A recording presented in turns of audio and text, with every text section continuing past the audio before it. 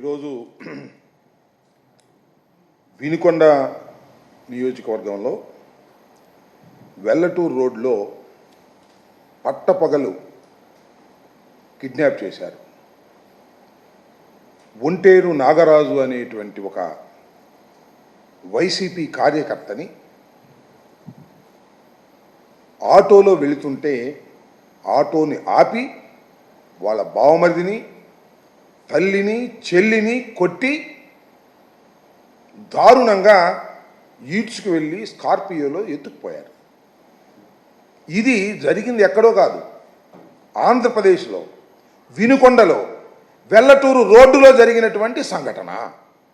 ఎంత దురదృష్టకరమైన సంఘటనలు జరుగుతున్నాయో నేను ప్రత్యేకంగా చెప్పాల్సిన అవసరం లేదు. ఈ కూటమి ప్రభుత్వం వచ్చిన దగ్గర నుంచి కూడా అతి దారుణంగా లా అండ్ ఆర్డర్ ఫెయిల్ అవ్వటమే కాకుండా నడి రోడ్డు మీద హత్యలు జరుగుతూ ఉన్నాయి, నడి రోడ్డు మీద కిడ్నాపులు జరుగుతూ ఉన్నాయి. ఈ ఒంటేరు వీరయ్య అనే అతను వాస్తవానికి మాచర్ల నియోజకవర్గానికి చెందినటువంటి వ్యక్తి.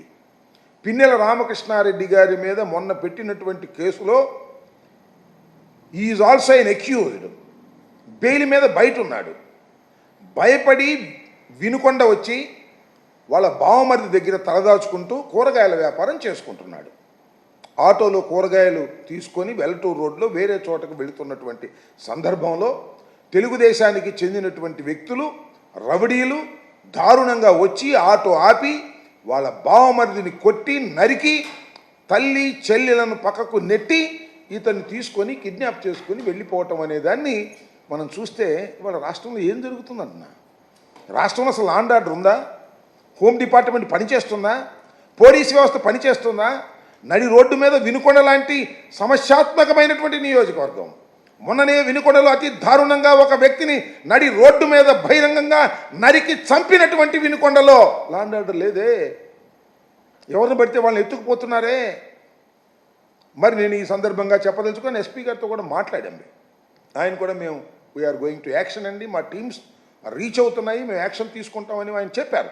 నేను అనేది ఏమిటంటే, ఆ వ్యక్తికి, ఒంటేరు నాగరాజు అనేటువంటి వ్యక్తికి ఏ విధమైనటువంటి హాని జరిగినా దానికి బాధ్యత వహించవలసింది నారా చంద్రబాబు నాయుడు గారి ప్రభుత్వం.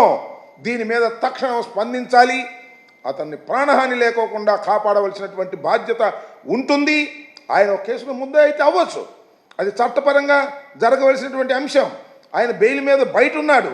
భయపడి వచ్చి వినుకొండలో తలదాచుకుంటున్నటువంటి సందర్భంలో మాచర్ల నుంచి వచ్చి వినుకొండలో దౌర్జన్యం చేసి ఆయన నెంబర్ కూడా ఇచ్చారు, ఏదో దాని పేరేంటి, వెహికల్ నెంబర్ కూడా దానిలో ఉందని కూడా, అది ఒకసారి వెహికల్ నెంబర్ కూడా అది ఎంతవరకు కరెక్టో, మరి నెంబర్ ప్లేట్ మార్చారో నాకు తెలియదు, కానీ అడ్డం తప్పుకోయా మార్చారో నాకు తెలియదు, కానీ దాని నెంబర్ కూడా ఈ సందర్భంగా నేను చెప్పదలుచుకున్నాను.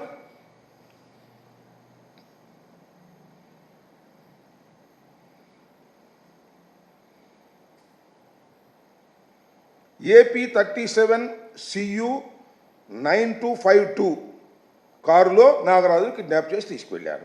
ఆ కిడ్నాప్ చేసినటువంటి ఉదంతాన్ని కూడా మీకు ఈ సందర్భంలో అక్కడ ఉన్నటువంటి అందుబాటులో ఉన్నటువంటి వారు దాన్ని వీడియో కూడా తీశారు. ఆ వీడియోను కూడా చూడండి, నడి రోడ్డు మీద ఏ విధంగా జరుగుతుందో.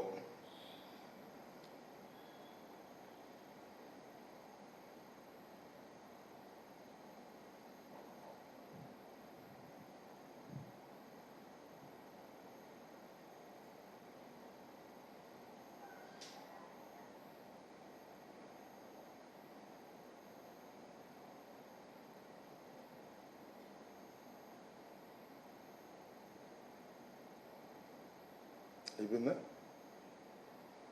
తల్లి చెల్లి, ఆయన తల్లి, నాగరాజు తల్లి, నాగరాజు చెల్లి, నాగరాజు బావమరిది, ముగ్గురు కలిసి ఆటోలో వెళ్తున్నారు కూరగాయల వ్యాపారం చేసుకుంటూ.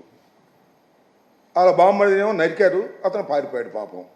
తల్లి చెల్లి కాళ్ళ వేళ్ళ పడుతున్నా కూడా దారుణంగా ఈడ్చుకొని వెళ్ళి బండిలో ఎక్కించుకుని తీసుకువెళ్తే ఏంటి లా అండ్ ఆర్డర్ ఉండట పోయినట్ట ఈ రాష్ట్రంలో? అదేమంటే అసలు లా అండ్ ఆర్డర్ గురించి మీరు మాట్లాడతారా? రాష్ట్రపతి పరిపాలన విధించమంటారు 2 నెలలకే అంటే ఏమిటిది? నడి రోడ్డు మీద కిడ్నాపులు జరుగుతుంటే, నడి రోడ్డు మీద మటలు జరుగుతుంటే ఇది మణిపూరా, బీహారా, లేక ఆంధ్రప్రదేశా? చంద్రబాబు నాయుడు గారి నాయకత్వంలో జరుగుతున్నటువంటి ఈ ప్రభుత్వంలో అంటే రెడ్ బుక్ రాజ్యాంగం నడుస్తూ ఉన్నది.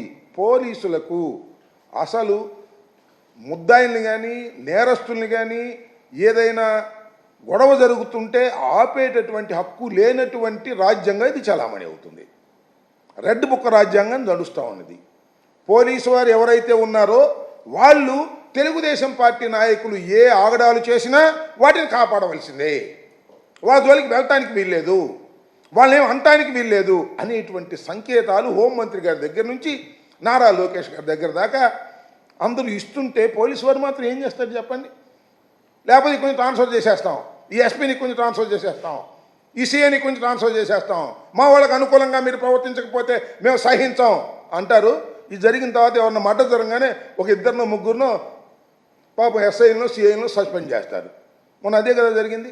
నంద్యాలలో మర్డర్ జరిగితే లోయర్ ఆఫీసర్ని సస్పెండ్ చేశారు. ఉన్నతాధికారులు ఏం చేస్తారని అడుగుతా ఉన్నా. చట్టం తన పని తాను చేసుకునేటటువంటి పరిస్థితుల్లో ఇవాళ రాష్ట్రం లేదు. రెడ్ బుక్ రాజ్యాంగం నడుస్తూ ఉన్నది. తక్షణమే దీని మీద హోంమంత్రి గారు, పోలీస్ డిపార్ట్మెంటు తక్షణమే ఒంటేరు నాగరాజు ప్రాణాలను రక్షించవలసినటువంటి బాధ్యత మీ మీద ఉంది. అతనికి ఏమి జరిగినా బాధ్యత వహించవలసింది నారా చంద్రబాబు నాయుడు గారు. గుర్తుపెట్టుకోమని మనం చేస్తున్నా. ఒక నిండు ప్రాణం పోతే ఏంటి ఈ రాష్ట్రంలో? ఏం చేస్తుంది రాష్ట్రం? ఆటవిక రాజ్యం చేస్తుందా? లేక అన్యాయాలు అక్రమాలతో మనుషులు నరికి చంపేటటువంటి పరిస్థితుల్లో ఇవాళ మీ ప్రభుత్వం ఉందా అని అడుగుతా ఉన్నా. దీన్ని తక్షణమే యాక్షన్ తీసుకోవాలి. ఇమీడియట్గా యాక్షన్ తీసుకోకపోతే చాలా దారుణాలు జరిగేటువంటి పరిస్థితి ఉంది. పోలీసు వారికి కూడా నేను మనవి చేస్తున్నా, అయ్యా 2 మాసాలైంది ఈ ప్రభుత్వం వచ్చి, మీరు కూడా మీ విధులను మీరు సక్రమంగా నెరవేర్చకపోయినట్లయితే చరిత్ర క్షమించదు మిమ్మల్ని కూడా మనవి చేస్తున్నా. కాబట్టి దీని మీద తక్షణమే యాక్షన్ తీసుకోవాలని కూడా ఈ సందర్భంగా నేను పోలీసు ఉన్నతాధికారులని ప్రభుత్వాన్ని కోరుతున్నా. తక్షణమే నాగరాజు ప్రాణాలను కాపాడవలసినటువంటి బాధ్యత ఈ ప్రభుత్వానికి ఉందని కూడా చెప్పదలుచుకున్నాను.